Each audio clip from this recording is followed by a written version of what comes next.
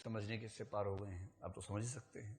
आप तो अपने चिंतनशीलता के एकदम चरम स्तर पर इस उम्र में है, यही उम्र सबसे अच्छी होती है समझने के लिए।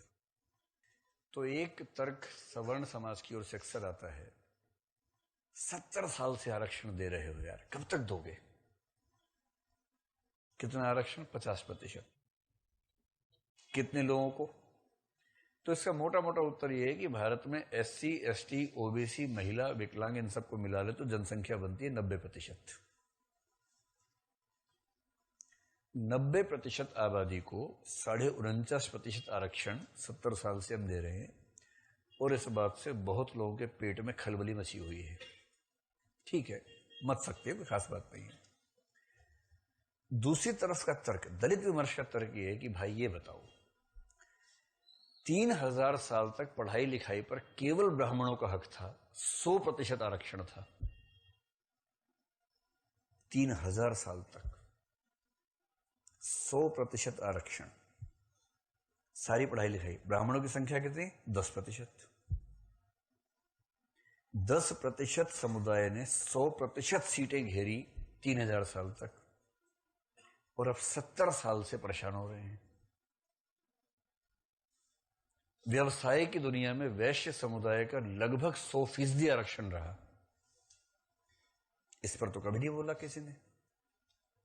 और 3000 साल के जबरन किए गए आरक्षण के विरुद्ध समतलीकरण के लिए, इक्वलाइजेशन के लिए, लेवलिंग के लिए एक जरा सा प्रयास वंचित वर्ग के पक्ष में क्या हुआ कि पेट में ज्वालामुखी फटने लगे। इतनी क्या बेचैनी है भाई?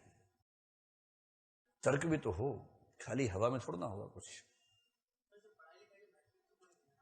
हाँ, तब पढ़ाई का महत्व था ही नहीं। ओहो, क्या बात है, क्या बात है, अरे अद्भुत।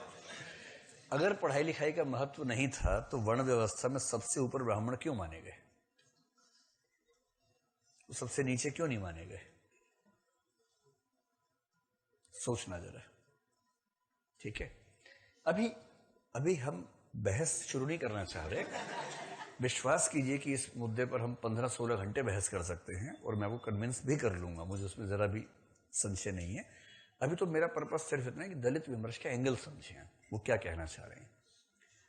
उनका यह कहना है कि कई हजार साल से शोषण हुआ, हमें मनुष्य तो समझो भाई, अधिकार तो दो हमें। एक कविता आप लोग का पाठ्यक्रम में है, नागार्जुन की हरिजन गाथा, उसको पढ़िएगा तो आपको हरिजन होने की त्रासदी का मतलब समझ में आएगा। अगर आप चाहें तो आज ही इंटरनेट पर सर्च कीजिए, अदम गोंडवी एक कवि हैं, अदम गोंडवी। आप लिखिएगा अदम और साथ में लिखिए हरिजन। उनकी एक कविता है, कविता का नाम मैं भूल रहा हूं, लेकिन कविता का भाव यह है कि आओ मैं आपको घुमा के लाता हूं हरिजनों की बस्ती में, मेरे साथ चलिए हरिजनों की बस्ती में, देख के आते हैं। एक लंबी कविता है, उसको पढ़िए तो समझ में आएगा कि दलित होने का मतलब क्या होता है। क्योंकि जो हमने भोगा नहीं, जो हमने ठीक से जिया नहीं, उसके बारे में सोचना हमेशा आसान लगता है। जब होते हैं तब समझ में आता है कि उसका दर्द क्या है।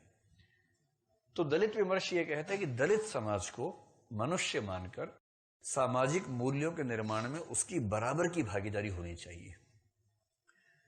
अगर स्त्रियों का शोषण है तो उस पर खुल के बात होगी,